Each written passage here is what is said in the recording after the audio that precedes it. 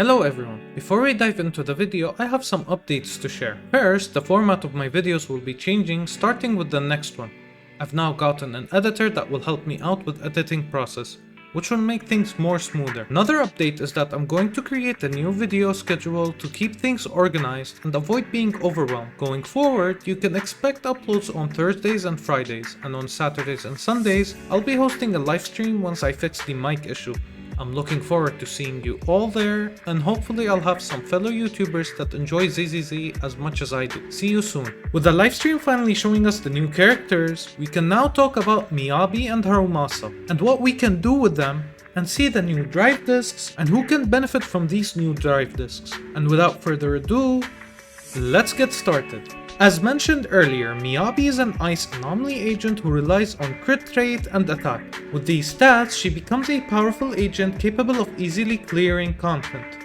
In most of my previous calculations, I focused on free-to-play options and her new set, since majority of people I've talked with are to likely pull for her and her W engine. So we will now focus on her rotation and the damage she can deal. Her rotation is straightforward and highly effective, especially if your squad includes Rina or Lucy. As I've mentioned, it's a simple rotation that's less time consuming compared to the other squads. However, if you're using Bernice, the rotation changes. As shown on your screen, your damage output won't be as high as with the Yanagi is, but it is still getting the job done. And by getting the job done, I don't mean it's bad. As a matter of fact, it's very great. The main challenge here is maintaining energy on Bernice most of the time, so you'll be playing her similarly to how you would play Yanagi and Miyabi, like a freestyle agent. Team damage is very solid, and it's very overwhelming as well, especially since we're considering the fact that Miyabi and Bernice are going to be applying Burn and Ice Flame. Since this order will trigger on both squads, you'll have a wide damage window,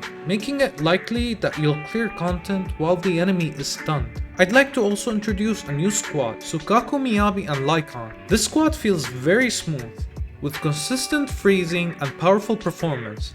Thanks to Miyabi's Frost Flame damage, the team can also trigger disorders. If you play this team well, Miyabi will keep attacking consistently. Using her CA at level 3 allows you to stay on field with Soukaku, applying buffs to your other squad member, making the squad feel even smoother. This setup also gives you 3 ultimates, and since we're going through the new changes, it will give you 3 ultimates. And Lycon's ultimate will ensure consistent stuns, making the team very enjoyable to play. If you don't have Yanagi or Bernice, this team can clear content under a minute. The damage calculations look great, and the damage contribution is solid for anyone using this team. And I'm going to introduce a Miyabi, Lighter and Lucy team. This squad is going to be dealing more damage than the Lycon variant. Just make sure to apply the burn effect to the enemy, and you'll have a great time. This team will clear faster than Lycon's setup, so things are looking very promising for Miyabi. As for Harumasa, honestly speaking, Harumasa is in a difficult position at the moment. I didn't feel like making a video on him because I wasn't sure how to treat him. He is in a good position, yet he isn't. The problem here is that the nerfs hit him hard in my opinion, but now I can say he's okay nonetheless. A free agent that is capable of helping you in early stage content. With at least 12 dash attacks, 3 aimed shots, and 1 ult with 1 chain and 1 normal attack 3 to 5, your Harumasa is capable of reaching 3.6 million DPR on a stunned enemy. The damage is nice and isn't something I would look down on. He will be good regardless, so keep an eye on him. And that's obviously with the free to play W engine. So again, it isn't bad, but however, if you have Yanagi, the idea of building him wouldn't be as worth it. Although again, that's my thoughts on him and I can't say more about him. At the end of the day, he's good and not hard to build. 4-piece Thunder Metal with Shinyi and Reina in the team, or if you'll play him with Bernice, it's 4-piece Hormone Punk with 2-piece Woodpecker on him. At the end of the day, it's just making sure the rotation is going smoothly. The only downside to Harumasa I see is in case you're fighting enemies that are like Jane Doe boss, the stun window is short. You'll be suffering a lot more with him than any other agent, since majority of the time you'll be depending on the stun window with Harumasa. So yeah, still, hopefully more improvements come before the release, but until now, we will wait. And now we will talk about the new drive discs. The new drive discs are honestly something. It is basically built for Miyabi.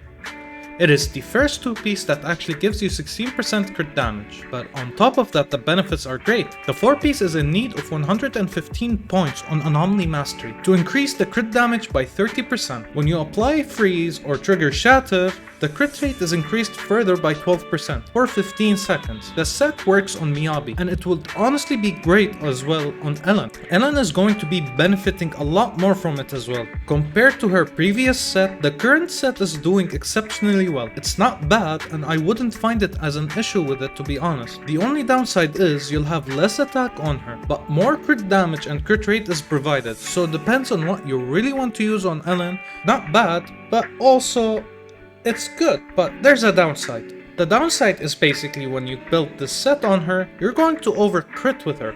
So you have to be very careful when you build the set on her. You need to focus on attack and crit damage majority of the time on your substats. At the end of the day, the choice comes down to you. And now let's focus on the other new set. Listen to the good news. It is very oriented or built around supports that benefit from attack. It's not bad at all. The only thing I can see it working on is on future agents, and not on the current ones.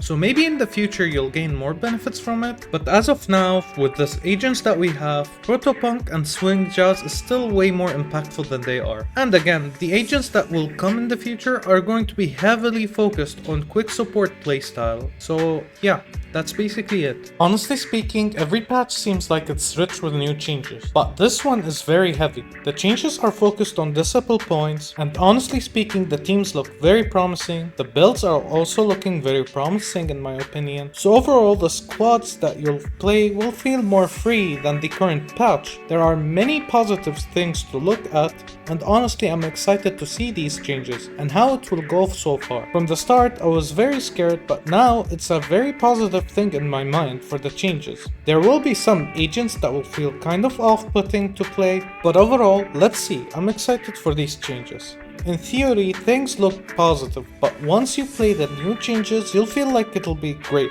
Or maybe it will be bad, based on what you'll play. And so yeah, with that, we have reached the end. Hopefully I've earned your subscription today. If I didn't, let me know in the comment section below if I said anything wrong. Or if you feel like that there's something that needs to be changed, let me know in the comment section as well.